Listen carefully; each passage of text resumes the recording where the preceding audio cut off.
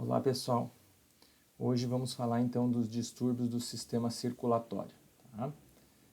São patologias, né? Então são alterações que ocorrem quando se tem problemas na perfusão dos tecidos, então gera alterações no sistema circulatório, está envolvido com várias patologias, né? De várias etiologias e também está relacionado aí com entra na patogenia e na formação de lesões de várias doenças.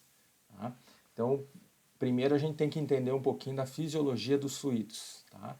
Então, a gente tem que ver a distribuição dos fluidos corporais. 65% do corpo, né, animal, humano, mais ou menos 60 a 65% é líquido. Então, desses 40%, ou seja, 2/3 estão dentro das células, é o líquido intracelular. Os outros 20%, né, o outro 1/3 mais ou menos, é líquido intersticial, líquido transcelular que está entrando e saindo de alguma célula, líquido extracelular, exemplo, secreção de glândulas aqui, né? Extracelular, ou seja, aquele que está fora do meio, que está no interstício, né? E 4% aí é o plasma. Então, sabendo disso, aí a gente vai entender que quando tem algum problema nesses compartimentos, aí a gente vai ter problemas nos líquidos. Então, a difusão é o seguinte, é o líquido que está lá no plasma, contém substâncias, proteínas, e ele vai para os tecidos, né? Então formando os líquidos tissulares. E depois ele passa para o líquido intracelular, tá? Certo? Então a gente aqui tem um esqueminha que mostra mais ou menos, né, as moléculas dos líquidos dentro dos vasos, das artérias, né, eles passam pelos tecidos, deixando substâncias e levando catabólitos das células até as vênulas, né? Então nesse esqueminha mostra aí essa difusão que ocorre no tecido. Então esse é o processo de difusão que ocorre. Então o sistema circulatório ele é formado por artérias, veias, né, arteríolas, vênulas e capilares. Então esses capilares são responsáveis aí pela difusão nos tecidos. Então a gente tem que lembrar que temos 3 tipos de capilares. Os capilares normais, né, ou os comuns, onde a gente tem junções oclusivas, esse é bastante comum lá no sistema nervoso central, onde pode ocorrer a passagem de substâncias por pinocitose ou transcitose. E temos os capilares fenestrados, que alguns podem possuir diafragma ou não lá na sua composição, né, na sua parede, e os capilares sinusoides, né, que permitem aí a passagem de células sanguíneas. A gente tem isso aí lá no baço e também na medula óssea, né? E tem uma membrana basal descontínua, então passa grandes moléculas e até células por esses tipos de capilares, tá? Entendendo isso, a gente, dentro ainda da fisiologia dos fluidos, temos que entender um pouquinho da correlação hidrostática e osmótica, né? Ou coloidosmótica, tá? Como alguns autores chamam. Então a gente tem aqui, né, a pressão hidrostática tanto capilar quanto do interstício e a pressão coloidosmótica capilar intersticial. O que é a pressão hidrostática? É a pressão do líquido que está dentro do vaso e a intersticial é do líquido que está no tecido, nos tecidos, né, em meio aí ao tecido conjuntivo, mais especificamente, né? E a pressão coloidosmótica é a pressão que está correlacionada aí com os capilares, né, e a pressão, essa capilar, então a pressão das proteínas que estão dentro desses capilares, e intersticial das proteínas que estão lá no tecido, tá? Então essas 4 forças aí vão atuar para o equilíbrio aí dos fluidos. Então essa alteração, quando ocorre alteração nas trocas do fluido, ela pode ter origem lá no compartimento vascular, no compartimento linfático, como a gente vai ver mais a seguir, ou também no tecido conjuntivo, tá? Então, normalmente algumas vão se manifestar lá no tecido conjuntivo e outras nos vasos também, né, em outros setores, tá? Então vamos falar um pouquinho das alterações nas trocas de fluidos. Então pode ocorrer por um animal ingerir uma quantidade excessiva de água, um desequilíbrio eletrolítico, deficiência de proteínas, né? Processos inflamatórios, esses aí são mais locais, né, normalmente, ou doenças sistêmicas que também podem acometer os animais. Normalmente essas alterações são multifatoriais, dificilmente é uma única dessa causa que ocorre, né? Ocorre mais de uma causa. E pode ser, como a gente falou antes, localizado só, né, em um órgão, uma parte do corpo, ou sistêmico em todo o corpo, né, como a gente vai ver a seguir. Então, a primeira das alterações circulatórias é o edema, né? Então, por definição, é quando ocorre alteração no equilíbrio do Starling, que a gente já vai falar depois, vocês devem ter visto lá na fisiologia dos fluidos, tá? E quais são os mecanismos que podem levar ao edema? Pressão hidrostática elevada, a pressão coloidosmótica reduzida, obstrução linfática ou aumento da permeabilidade dos vasos, tá? E aí o que acontece? A alteração pode ser no compartimento vascular ou no compartimento linfático, mas quem vai sofrer e quem vai visualizar essa alteração é o tecido conjuntivo. Quem tem essa alteração, né? Onde vai ocorrer essa alteração é lá no tecido conjuntivo, tá? Então a gente vai visualizar o edema no tecido conjuntivo, tá? Ou no interstício, tá? Vamos ver depois, então. Alteração no equilíbrio do Starling é alteração quando a filtração está alterada com relação à absorção, ou aumentou a filtração, diminuiu a absorção, ou vice-versa, né? Então aqui tem um esqueminha que mostra mais ou menos que a filtração, né, aqui representando uma artéria, aqui em azul representando a vênula, né? Então a gente tem essas pressões, né, e fazendo a conta aqui, diminuindo a pressão hidrostática da coloidosmótica, né, ver o que sobra. Então a gente tem de 6 a 7, né, um processo aí, a absorção é negativa, obviamente, então tem essa troca, né, de 6 a 7 milímetros de mercúrio, né, nesse processo. Então sobra mais ou menos, né, 7 menos 6, desculpe, sobra 1. O que acontece com esse 1? Então tá acumulando líquido no tecido, certo? Se a gente tem 7 menos 6, vai sobrar 1 aqui. Então o que acontece? Os linfáticos, né, os vasos linfáticos são responsáveis por retirar o que sobra, né, essa sobra aí de líquido, né, que está lá no tecido. Então esse 1 miligrama de mercúrio é retirado aí pelos vasos linfáticos, tá? Então o edema, como a gente viu, as causas são a pressão hidrostática elevada. Quando a gente tem um problema venoso, então a veia não está conseguindo retirar esse resto de líquido, né, vamos dizer assim, ou o líquido que difundiu no tecido. Então, como a pressão hidrostática está muito grande lá na arteríola, sai mais líquido, mas não consegue voltar, né, na veia porque tem um problema venoso. Ou outra causa é a insuficiência cardíaca congestiva, né? Então, quando tem problemas no ventrículo direito, tem uma hipoperfusão renal, então o rim não está sendo perfundido de forma adequada e aí vai ter retenção de água nesses locais, tá? Tem no edema, né? Quando a gente tem um edema, então principalmente nas partes baixas, tanto do homem quanto do animal, aqui tem um exemplo do homem, tem o sinal do cacifo. O que é o sinal do cacifo? Que nessa região aqui, ou nesse local, tem o edema. Então, quando a gente aperta o dedo, né, com a impressão digital, ela fica mantida, né? Fica por um período ali, não volta. Então, isso quer dizer que tem edema nessa porção. Então, ali no caso, nos membros inferiores, nos animais, nos 4 membros, né, pode ocorrer isso. Aqui nesse local, então, a gente vê que o edema está localizado na parte mais ventral, ó, os membros ali um pouquinho demasiados, os membros anteriores, e também toda a região ventral aí do abdômen e do peito também com uma quantidade de líquido ali que está demasiado. Nesse outro animal, a gente vê também essa área aqui da barbela bem edemaciada, né? E, além disso, a gente vê a jugular aqui bem distendida, né? Que é essa característica. Aqui na região da barbela tem um pouquinho, né, na cabeça, lá no mento, mas mais na região da barbela aqui no peito, tá? Certo?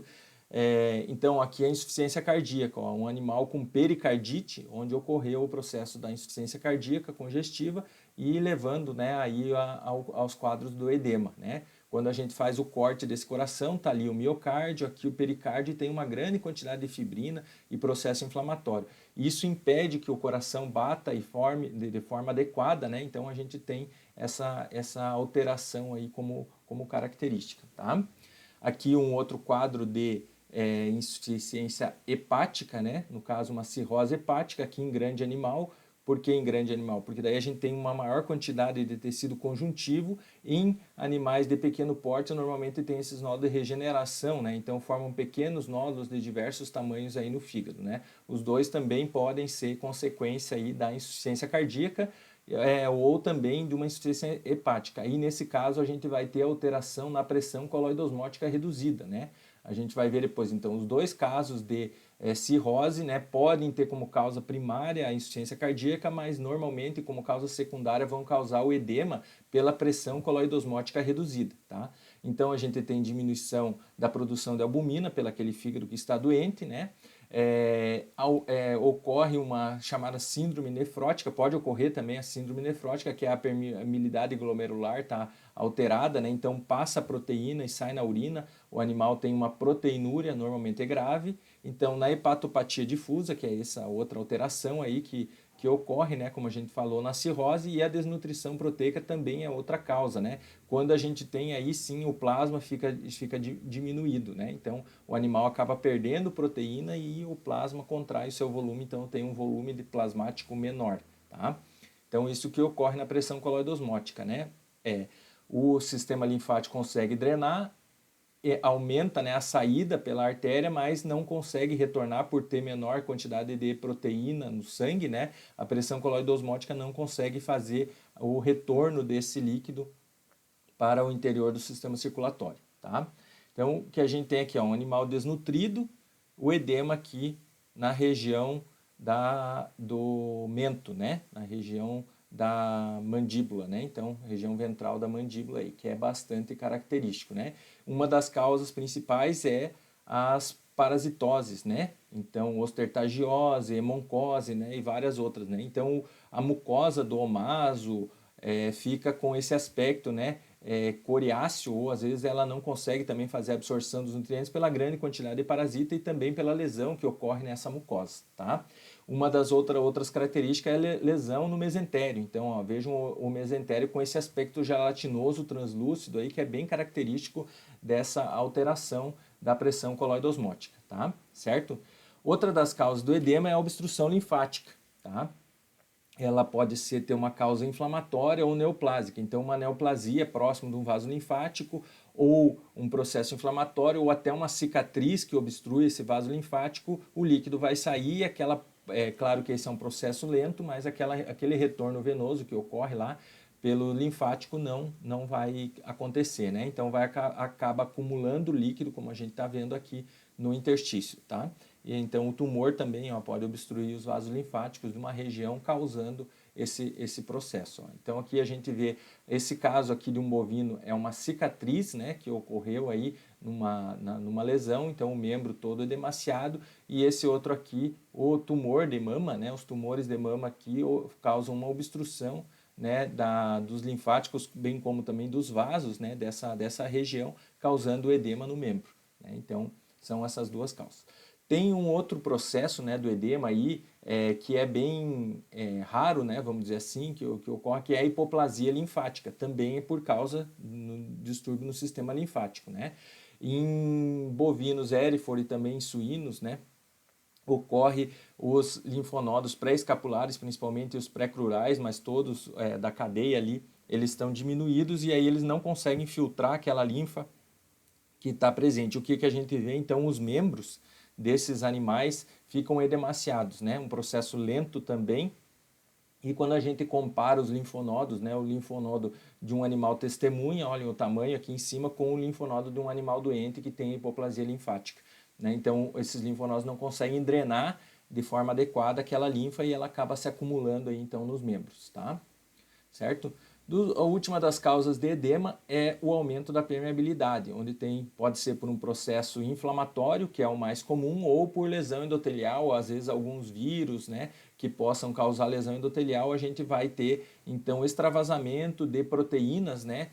Então, esse material proteináceo vai ficar no interstício, né? E o vaso linfático, obviamente, e também o vaso, como está lesado, não consegue fazer esse retorno. Então, sai maior quantidade de líquido aqui, como a gente está vendo, até mesmo nas vênulas, né? Então, ela não consegue drenar, retornar, né, esse líquido e ele acaba se acumulando, então, no tecido, né? Certo? Então, aqui uma é a doença do edema, causada por uma bactéria, né, que ela tem uma toxina, né, que lesa os vasos, e a gente tem na região da cabeça, aqui, ó, principalmente na região da pálpebra, uma grande quantidade de edema. Então, resumindo tudo isso, a gente tem vários tipos clínicos de edema, né? Um com causa renal ou cardíaco, como a gente viu, ou nutricional, parasitário, hepático, inflamatório e até linfático, né? E aqui o aspecto clínico, então o que está ocorrendo, né, na parte clínica, na patologia clínica, né, vamos dizer, junto com a clínica lá, e aí qual é o problema básico daqueles 4 ali que a gente visualizou antes, né, e qual é a alteração no distúrbio, no equilíbrio de Starling lá, né, que está ocorrendo nesses casos aí, tá? Então aqui é um resuminho mais ou menos das principais causas aí de edema, tá? Certo? Então, para o edema, a gente tem uma classificação e uma terminologia que ocorre, né? Um deles aí, a gente tem que ver a localização, de acordo com a localização, né, usar, e o tipo de edema. O edema pode ser um edema normal, o linfedema, que é o acúmulo de linfa, e o mixedema, né, onde a gente tem linfa e às vezes misturado com outros materiais ali, né, que é chamado de mixedema. Às vezes substâncias mucopolissacarídeos e outras coisas que vão estar misturados ali nesse mixedema, tá? Então vamos falar um pouquinho aí dessa terminologia.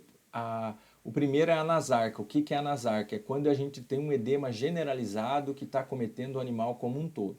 O segundo, vocês já devem ter ouvido falar, que é a ascite, que é o edema quando ocorre lá na cavidade abdominal, assim como o hidroperitônio, né, são aqui sinônimos. O hidrotórax, que é o edema, o líquido acumulado lá na cavidade torácica, hidropericárdio, obviamente, no saco pericárdio, e hidrocefalia lá nos ventrículos, né, no sistema ventricular, tá? Então vamos ver um pouquinho aí. Como é que é o aspecto do edema? Normalmente ele se acumula onde? No tecido conjuntivo. É mais comum encontrar o edema no tecido conjuntivo, né? Vocês lembram lá que na outra aula a gente não falou de degeneração hidrópica no tecido conjuntivo. Por quê? Porque as células, né, ele é um sistema que tem muito pouca célula e o líquido, então, ele se acumula no interstício, né, entre as fibras aí. E tem esse aspecto gelatinoso. Essa é uma das características aí do edema, onde a gente vê essa característica do aspecto gelatinoso, ó, aqui na cabeça dessa ovelha também, né, a gente tem edema aqui nos lábios, bem edemaciado, e aqui na região ventral da mandíbula aí desse cão. Então essa característica aí macroscópica do edema, esse aspecto gelatinoso normalmente no tecido conjuntivo a gente vê. Por quê? Porque tem proteoglicanos, glicosaminoglicanos que retêm bastante líquido, então eles facilitam, né, vamos dizer assim, o depósito de líquido nesse local. Aqui na região perirenal também a gente vê esse mesmo aspecto gelatinoso, e aqui nas alças intestinais, como a gente viu no mesentério, lá também o mesmo aspecto gelatinoso nesse caso aqui de edema, tá? Aqui, como a gente vê um animal normal, ó, comparado com um animal que está todo edemaciado, ó, até os olhos diminuídos aqui na região da cabeça, né, também, que é a anasarca, né? A anasarca, então, é o edema generalizado que ocorre nesses processos. Ali, de novo, nos locais, ó, aqui na região ventral, esse mesmo tecido conjuntivo vai estar com aquele mesmo aspecto gelatinoso que a gente vai visualizar. Aqui, de novo, característica, o olho mais fechado dessa ovelha, né? A região da cabeça, aqui na região debaixo da mandíbula, a gente consegue ver bastante o edema. Então, um edema mais generalizado, tá? Em alguns órgãos, a gente tem o edema caracterizado por umas situações diferentes, né? Vamos dizer assim, tá? A gente, então, por exemplo, um edema pulmonar, como a gente tem as trocas gasosas, entrada de ar, esse líquido, né, meio que proteináceo, né, normalmente, na maioria das vezes tem proteína lá, ele se mistura com o ar, formando uma espuma. Então, quando a gente consegue visualizar espuma na região da traqueia, principalmente na porção distal ou nos brônquios, dependendo da gravidade do edema, a gente vai ter, isso vai ser uma característica do edema no tecido pulmonar, né, ou no pulmão. Como que a gente vê isso na microscopia? Então, de duas formas, né? O principal é esse aqui, ó. A gente vê esse material amorfo eosinofílico, né, bem característico aqui, preenchendo brônquios, bronquíolos, né, e alvéolos, ó. Então, nos alvéolos aqui tem essa região onde tem provavelmente são bolhas de ar, né, ou região onde não tem o edema, e aqui o edema ocupando espaço. Então, esse material eosinofílico, né, ele tem rico em proteína, então ele cora de rosa. Então, a gente tem essa característica aqui do edema. E a gente pode ver também esse líquido no interstício, né, ao redor de vasos, aí no tecido conjuntivo, se for uma grande quantidade de edema, ó, ali tem um pouquinho dentro dos vasos, e aí no interstício também a gente consegue visualizar essa característica do edema. Aqui novamente, né, os alvéolos, né, bem preenchidos por esse material proteináceo. Então o edema pulmonar é até relativamente fácil de ver. Na maioria das vezes ele tem uma grande quantidade de proteína, né, uma certa quantidade de proteína que cora ele de Ross, tá? Certo?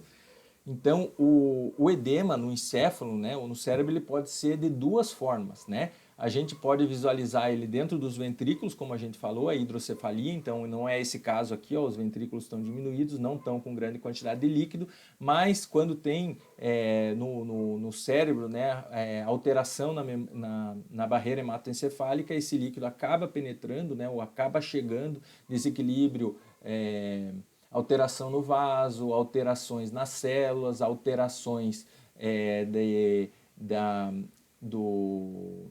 osmóticas, né, vamos dizer assim, né, nos íons, né, podem levar ao edema. Tá? Então, o que a gente vê? Um aspecto mais gelatinoso do tecido conjuntivo. Tá? E aí a gente deve sempre buscar qual é a causa desse edema cerebral, porque é um grave, né? Um caso grave. Então ele pode ser vasogênico, quando a gente tem alteração vascular, então uma inflamação que afeta os vasos, algum trauma, algum processo de hipertensão, né? Ou neoplasia que pode ocorrer, tá?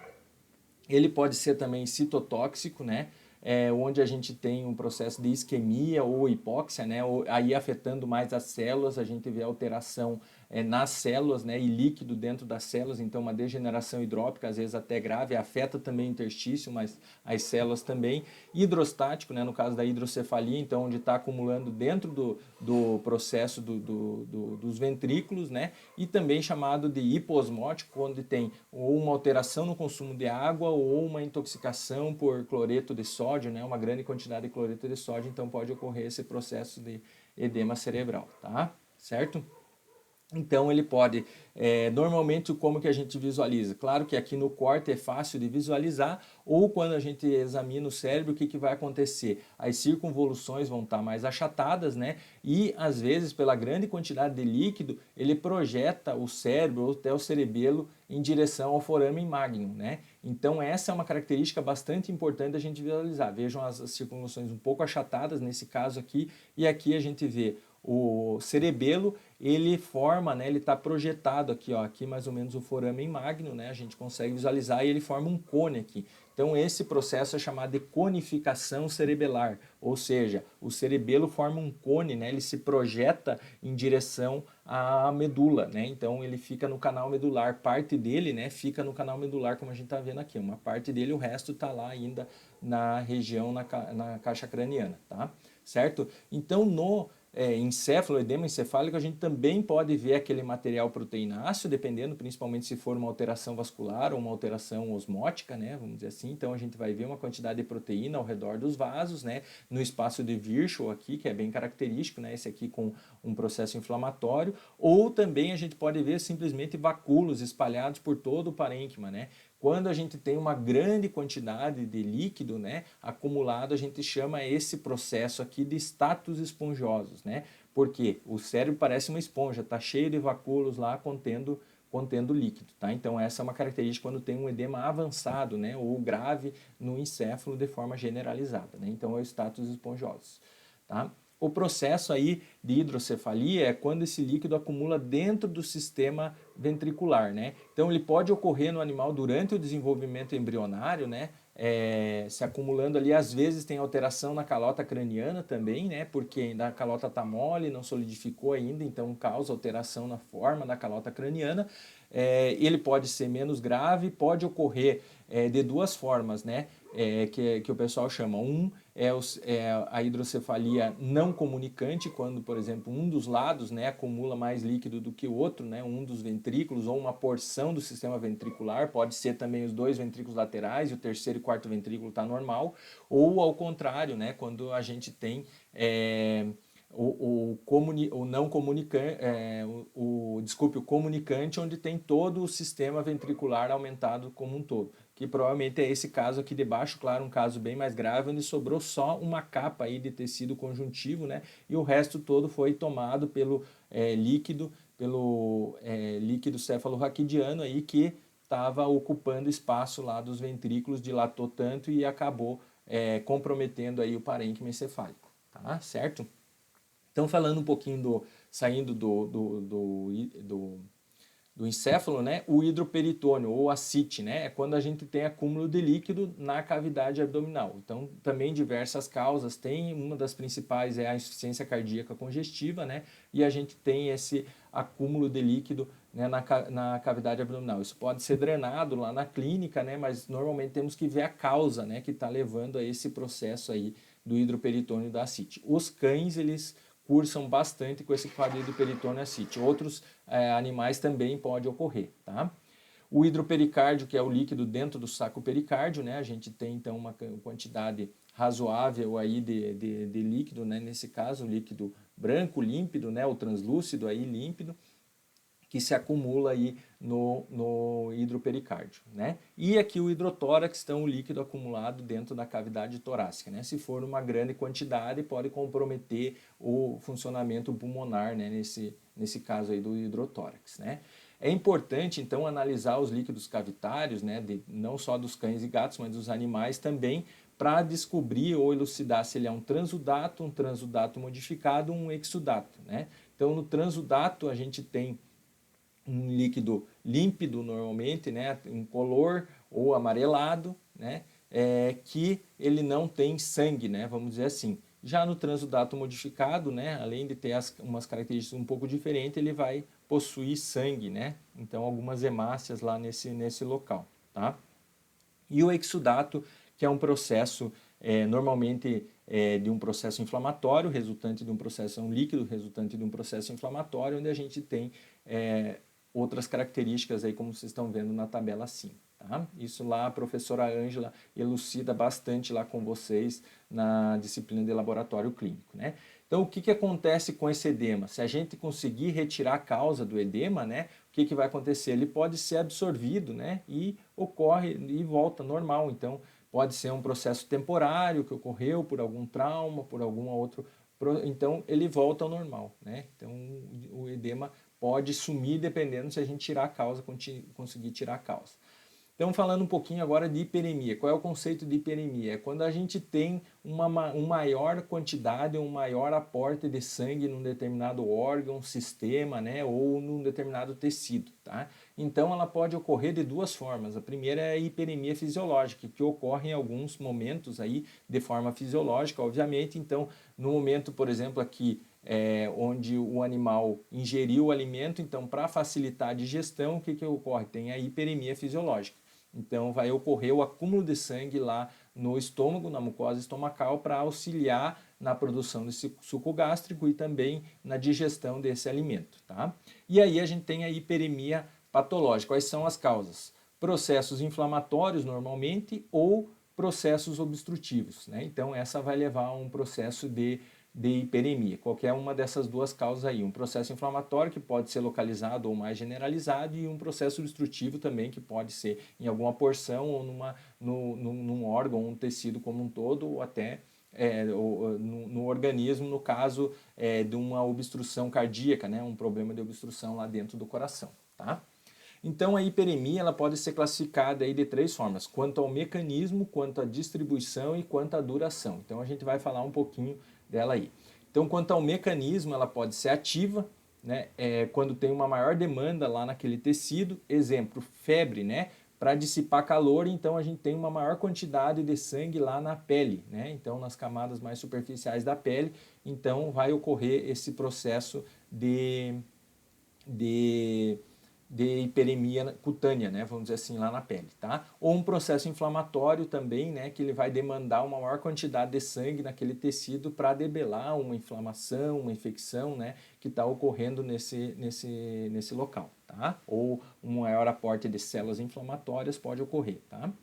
E o segundo aí é a passiva, né? Então, que é chamado de congestão, tá?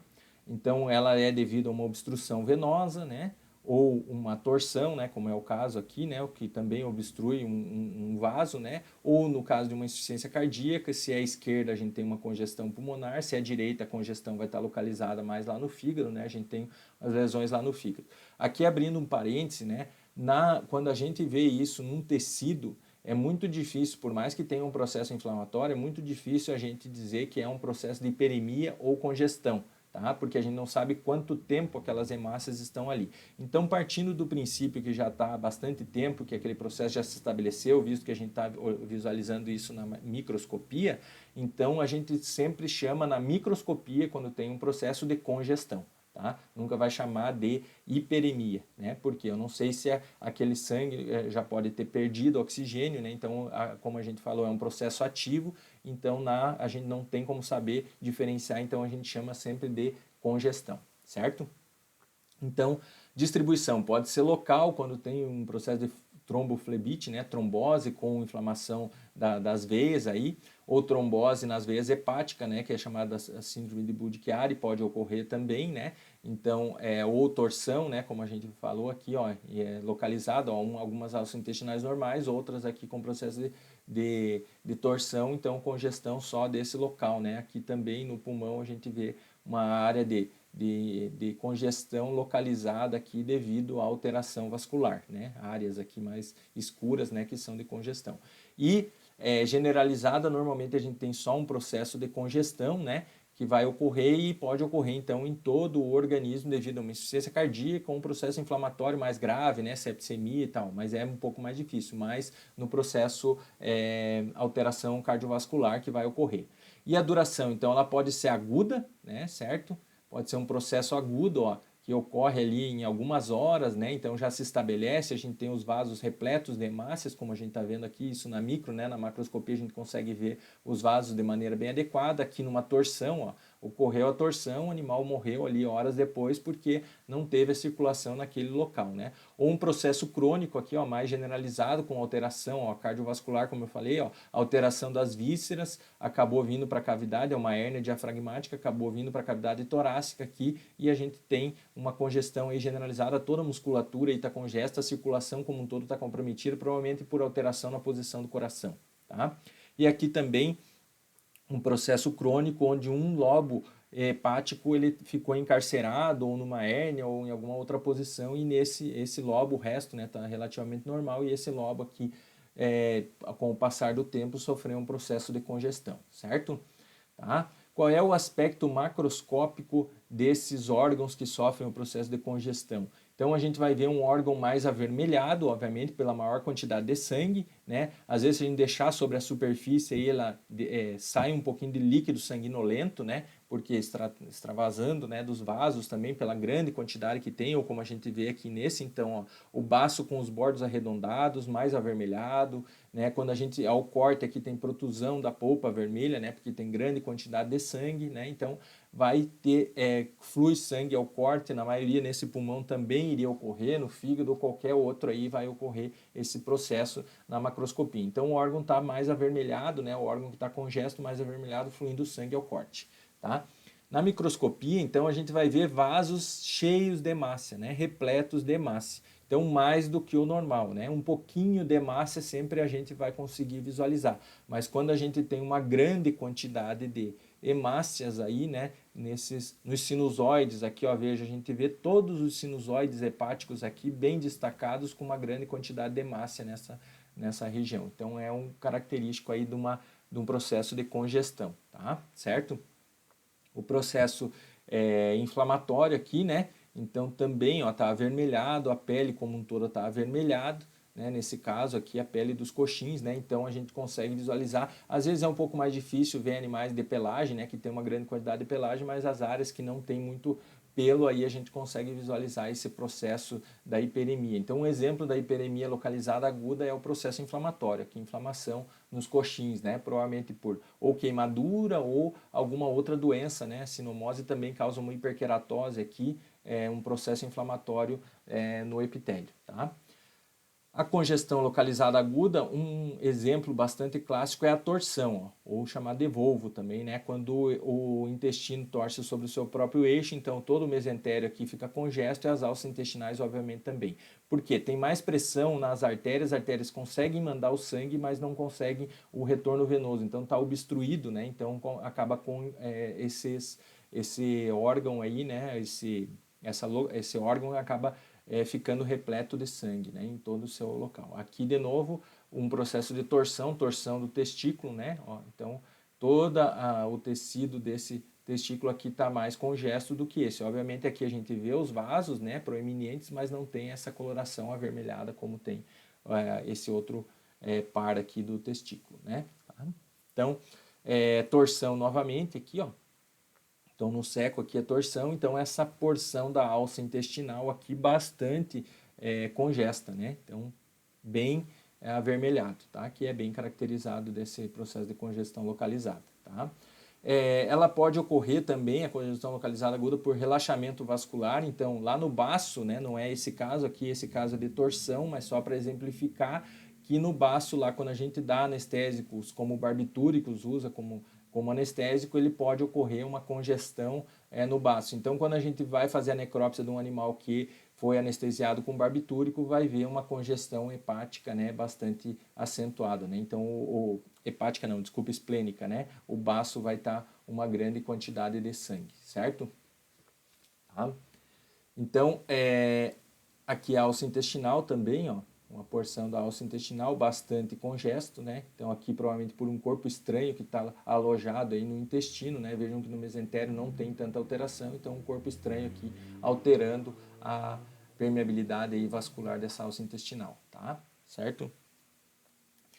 A hiperemia passiva localizada aguda, né, ela pode ser vista em algumas situações. Exemplo aqui é nos casos de timpanismo, né, onde a gente vê a linha do timpanismo. O que acontece? Então, vejam, um rumen que estaria aqui atrás, né, ele fica distendido, acaba ocupando todo o espaço da cavidade abdominal e o sangue, então, ele também pressiona o diafragma contra a cavidade torácica, então o sangue vai para onde? O sangue, como não tem espaço tanto na cavidade torácica quanto na cavidade abdominal, ele vai para a periferia, ele vai para o pescoço, região cervical, cabeça e membros. Então a gente vê uma linha bem delimitada aqui entre a região torácica, que não está congesta, ó, certo? Que está relativamente pálida até do esôfago, e a região cervical, que tem uma congestão, tanto na traqueia quanto na região do esôfago, né? Então essa característica, essa linha que delimita aí o esôfago cervical do esôfago torácico é característico da linha do timpanismo. Isso quer dizer que esse animal e aquele outro anterior ali tiveram o timpanismo antemortem. Então isso pode estar relacionado com a causa de morte do animal. Então região torácica sem sangue e região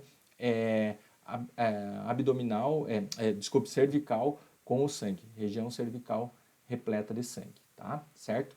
A gente falou então também da compressão, né? Lá a gente falou do edema, mas junto com o edema pode ter a congestão, né? Então, compressão dos vasos por tumor ou por um abscesso, né, pode causar o que é chamado de congestão. E a gente tem também o chamado congestão hipostática. Então, se esse animal ele ficar em decúbito bastante tempo, com dificuldade de se locomover, o membro que fica para baixo, né, ou as regiões que ficam para baixo, na região abdominal, se ele fica em decúbito lateral, então o rim que fica mais em contato com o solo, mais próximo do solo, o pulmão também sofre um processo de congestão hipostática. Isso tem que ser diferenciado da hipostase cadavérica que a gente viu na aula anterior, tá?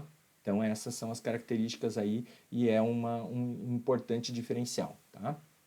Então a congestão generalizada crônica, a principal causa é a insuficiência cardíaca, né? Então quando ocorre em que o sangue, o coração não consegue bombear o sangue, então é por isso chamada insuficiência cardíaca congestiva, e esse sangue acaba se acumulando anteriormente na câmara que não está funcionando direito. Então se o sangue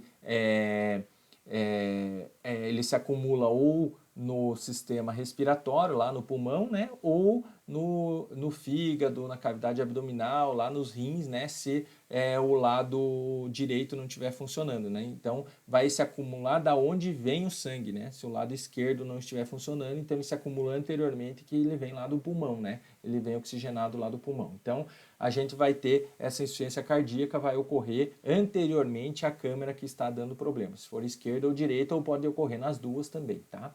Então uma das causas aí é a pericardite, né? Então a gente tem alterações no pericárdio, então esse processo inflamatório ao redor do pericárdio aí acaba causando, né, uma constrição, aí, uma dificuldade do coração bater e funcionar, levando a esse processo aí inflamatório, tá?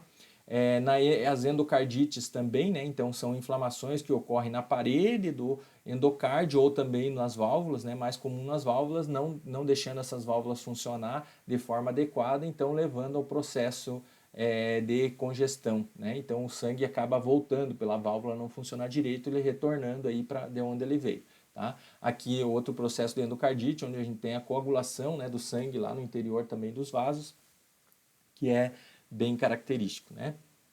Aqui a insuficiência cardíaca esquerda, onde a gente tem, né, na insuficiência cardíaca esquerda, como eu disse, o sangue se acumula lá no pulmão, pois ele vem do pulmão, né, o pulmão lá, o coração do lado esquerdo não está conseguindo bombear o sangue para frente, ele acaba se acumulando da onde ele vem, que é do pulmão. E aí a gente tem edema pulmonar, ó, vejam, o pulmão aqui está brilhante, armado, né, que é característica também do edema, tá? Tá congesto, ó, tem congestão aqui, como a gente vê nos vasos, está vermelho, né, como a gente está vendo aqui, então, característica da congestão e o edema. Então, a insuficiência cardíaca esquerda leva a duas alterações bem características no pulmão. Provavelmente teria espuma aqui também no início da traqueia. Quais são essas duas características? Congestão e o edema, né? Então, que a gente visualiza aqui na microscopia. Então, são essas duas características principais aí da insuficiência cardíaca congestiva esquerda. Qual é a morfologia? O que a gente vai visualizar? Então, o pulmão, como eu falei, com edema, armado, brilhante, ó, aqui parece bem brilhante, né?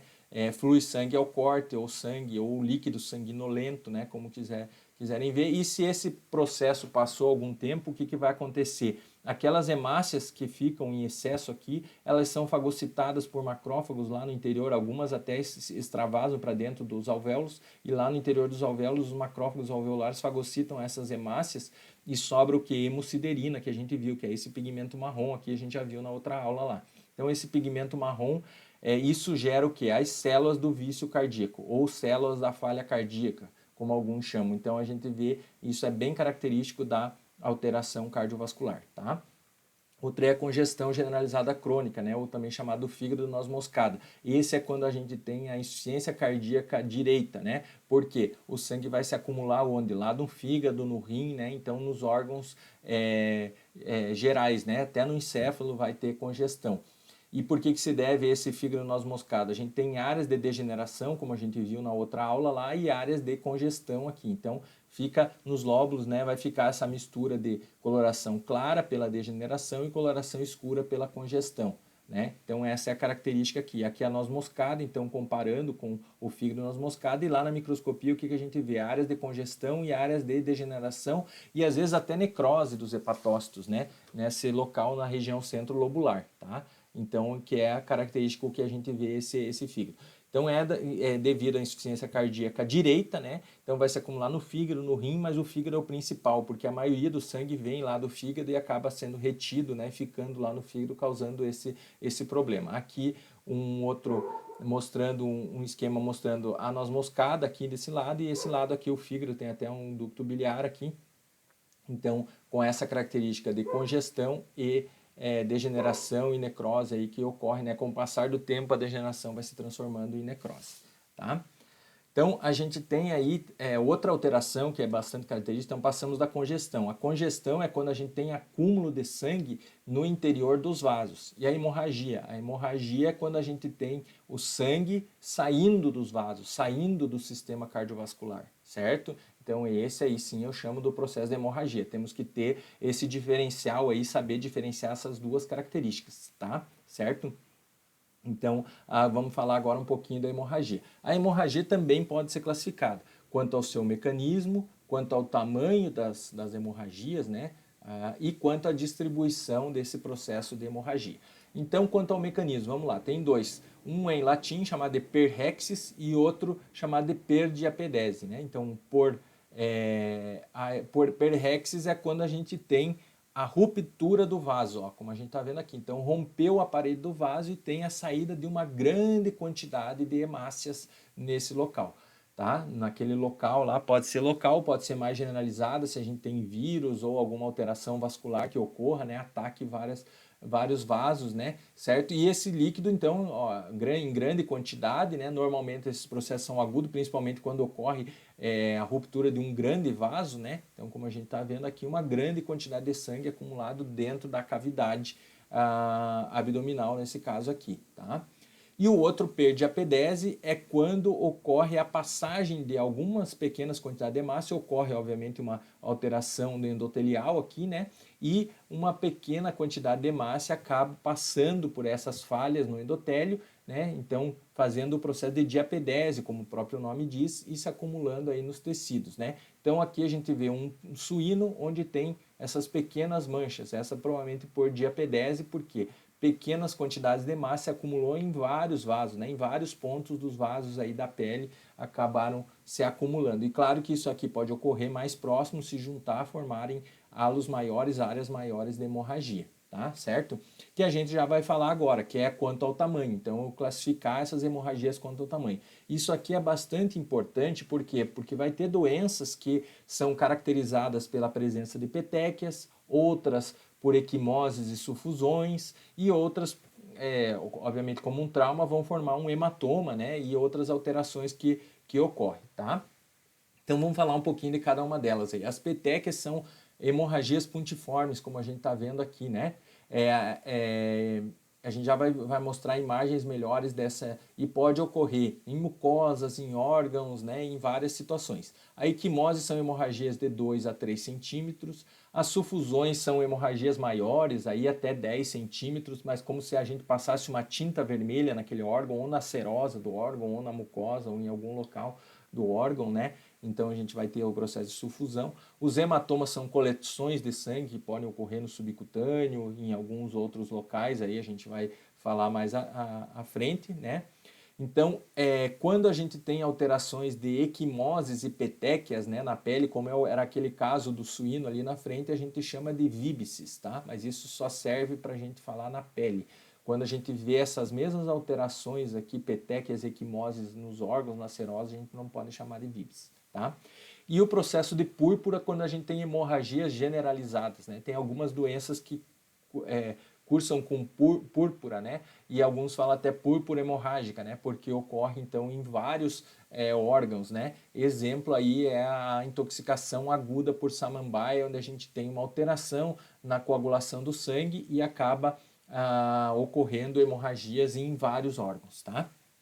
Então o primeiro desses processos aqui é as petequias, né? Então, são características aí, esses pontos vermelhos aí que a gente vê aqui na mucosa da vulva, né? Aqui na região da boca também, ó, pequenos pontos, né? Hemorragias pontiformes aí que a gente caracteriza como petequias. Aqui as equimoses, ó, vejam, tem algumas bem pontiformes, mas a maioria que predomina são manchas de 2 a 3 centímetros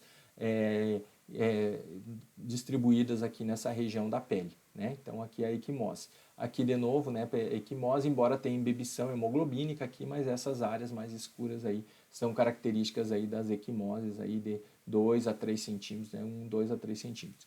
Aqui a púrpura, né, o que ocorreu na pele, ocorreu em todos os locais, né, então lá no pericárdio, né, a gente vê essas áreas de hemorragia, equimoses, né, e petequias, sufusões, vai ver em vários locais, né.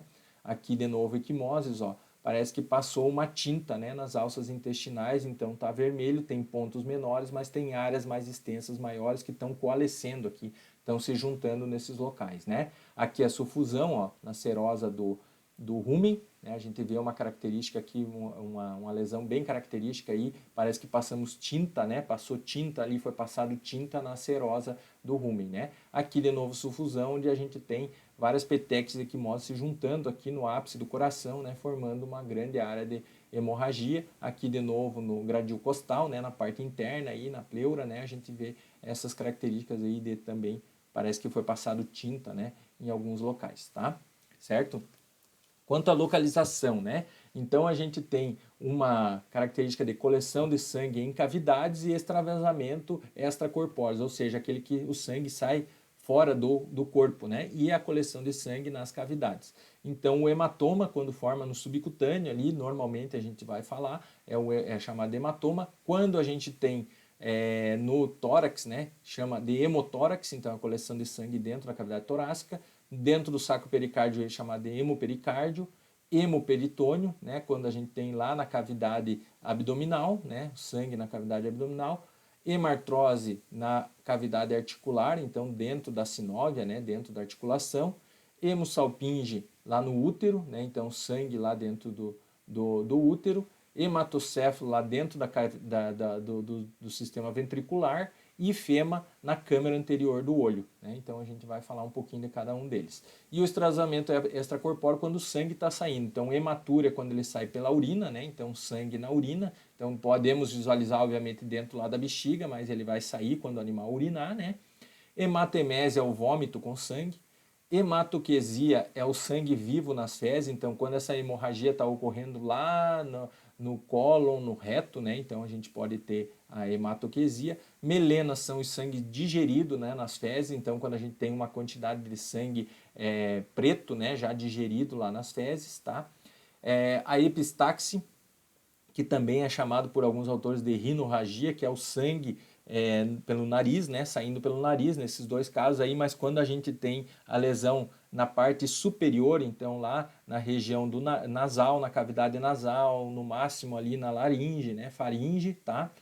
Hemoptise, que é a tosse de sangue, quando esse sangue vem lá do pulmão, então ele sai pela narina também, às vezes pela boca juntamente, mas quando ele vem lá do pulmão, é proveniente do pulmão, às vezes vem misturado a espuma, né, dependendo da quantidade. E metrorragia é o sangue que está saindo lá do pulmão, lá do útero, desculpem, né, mas está sendo eliminado pela vulva, né, lá vem proveniente da vagina e vulva, então é a metrorragia, tá?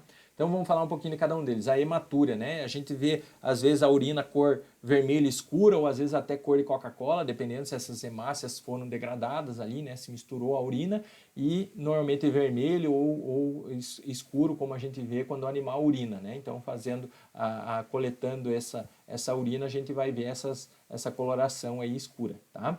A hemoptise, né? Como a gente falou, então vindo lá do pulmão, né? Então o animal tosse sangue ou espirra sangue, ó. Então aqui na parede a gente vê essa grande quantidade de sangue aí do animal vindo lá do pulmão, né? Provavelmente por alguma alteração vascular, cardiovascular, que tá, ou na verdade vascular lá que está ocorrendo no pulmão, né? E como o vaso é muito próximo dos brônquios, né? Tem uma comunicação, esse sangue sai do vaso, já entra no brônquio, na árvore brônquica e é eliminado através da tosse, tá? Hematemese aqui mostrando, né? O vômito de sangue, então animal com uma úlcera, né? Então quando ele vomita sai um sangue, né? Pode ser sangue vivo ou sangue mais digerido, isso varia um pouquinho, né? Então aqui ó, hematemese no abomaso, né? Então uma grande quantidade de sangue, até coagulado já dentro do omaso, que o animal pode vomitar, e a melena lá quando sai às vezes o animal não vomita, mas sai nas fezes. Esse sangue vai ser digerido lá no intestino, então fica preto, né? E vai ser eliminado lá junto com as fezes, né? E a hematoquesia, então esse processo aí de a alteração, né, quando tem lá na porção final do intestino, então aqui por lesões, por parasitas, né, como a gente está vendo, então sai esse sangue vivo lá nas fezes, tá? E aqui por grande quantidade de parasitos, né? Aqui, como a gente falou lá, a epistaxe, né? É uma epistaxe, sai do nariz, mas da onde vem esse sangue lá da hemoptise? Como é que eu sei um sangue, uma grande quantidade de sangue e esse sangue aqui misturado, né? Nessa coloração meio espumosa aqui, né? Que a gente vê, né? Mais claro, então provavelmente vindo lá do pulmão misturado ao ar ali, formando espuma, né? Então aqui na boca do animal e também no nariz, na cavidade nasal, lá na parede, né? Aqui na água, né, também do animal, uma grande quantidade de sangue, tá? Certo? Então esse caso aqui é uma hemoptise, sempre tem que diferenciar a epistaxe da hemoptise, né? E o ifema é na câmara anterior do olho uma quantidade de sangue, né? Isso a gente pode observar lá na clínica também, não precisa ser só na necrópsia, né? Então ela fica repleta de sangue. E aqui o processo de metrorragia, né? O sangue saindo lá na vulva, né? Então que é uma característica, né? Outra aqui, um exemplo bastante clássico é o otohematoma, né? Então um animal que tem uma lesão no ouvido, por exemplo, um fungo, né, afetando ali, ele tem coceira, ele balança a cabeça, a orelha se bate, né, normalmente às vezes ele balança a cabeça ou coça contra objetos também, então a orelha acaba batendo contra objeto pelos movimentos que ele faz com a cabeça e acaba acumulando sangue aí no subcutâneo aí da orelha. Então tem que ser feita uma cirurgia para retirar esse coágulo aí, senão ele pode ser reabsorvido, além de mesmo que a gente tem que tratar a causa, obviamente, dessa alteração, né, no ouvido, e retirar, porque senão fibrosa e dá alteração na orelha como um todo, tá? Certo? No ouvido como um todo. Tá? Aqui um hematoma também no subcutâneo, ó, vejam essa coloração mais avermelhada, aqui onde tem menos pelo, a gente consegue visualizar isso. E quando a gente abre, vê que o subcutâneo está todo repleto de sangue, né? Ao contrário do outro lado aqui que a gente não tem, mas nesse caso aqui tem uma coloração avermelhada com sangue, né? Entre as fáscias musculares, entre os músculos aí, tá? Certo? A velocidade da perda de sangue é importante para a hemorragia, né? Ela pode ser classificada aí como aguda, quando a perda é bastante rápida, e crônica, né? Então vejam que às vezes o animal perdendo uma pequena quantidade de sangue, mas de forma aguda, pode levar ele à morte, enquanto o outro tem uma menor quantidade de sangue, se a gente fizer um exame de sangue neles, né? Nesses dois aqui, esse aqui ainda vai estar com o hematócrito mais alto do que o outro, né? Se os dois fossem um ovino, por exemplo, e só que essa ovelha aqui, com o processo crônico, o organismo vai se acumulando, vai se acostumando, vamos dizer, com essa menor quantidade de sangue, né? Isso leva, então, a um processo crônico, às vezes tem uma maior perda de sangue, mas o organismo, então, está se adequando a essa perda de sangue, tá? Então, isso é importante também saber para relacionar com o processo clínico, né? A localização dessa hemorragia é bastante importante, né? Então, principalmente, ó, se tem uma hemorragia, uma alteração lá no cérebro, pode levar a sinais clínicos e até a morte do animal, ou aqui no caso da medula, pode levar a paralisia dos membros como um todo, né? Lá no pulmão é grave também, mas se afetar só uma porção do pulmão não é tão grave, né? O resto começa a compensar. No pericárdio é um problema, né? O hemopericárdio, por quê? Porque tem um extravasamento normalmente de grande quantidade de sangue, esse sangue normalmente coagula após um tempo e dificulta o batimento cardíaco, né? Levando ao tamponamento cardíaco. Então é mais grave, né? E mata muito mais rápido, por exemplo, que o hidropericárdio que a gente viu anteriormente lá. Né? Então, alterações levando a alteração cardíaca e a falha cardíaca, como a gente viu, né? Ou uma anemia também grave pode levar a falha ali na coronária, em outras alterações, né? Do próprio coração não consegue funcionar direito, levando a o processo de falência, tá? Certo? Qual é o destino, então, desse sangue, né? Ele pode ser resolvido. Se a gente estancar, fica lá, o que vai acontecer? A remoção desse coágulo. Como é que ocorre? Primeiro por um processo de um infiltrado inflamatório, depois pela remoção desses restos teciduais, de hemácias, de fibrina e de coisas que estão ocorrendo lá, e depois a reparação daquele tecido, né, num terceiro momento. Então esse mais ou menos que ocorre quando a gente tem a hemorragia nesse local. Então, para a primeira parte do nosso distúrbio circulatório era isso aí, tá? E aí a gente continua na próxima semana com as outras partes das alterações circulatórias. Até mais.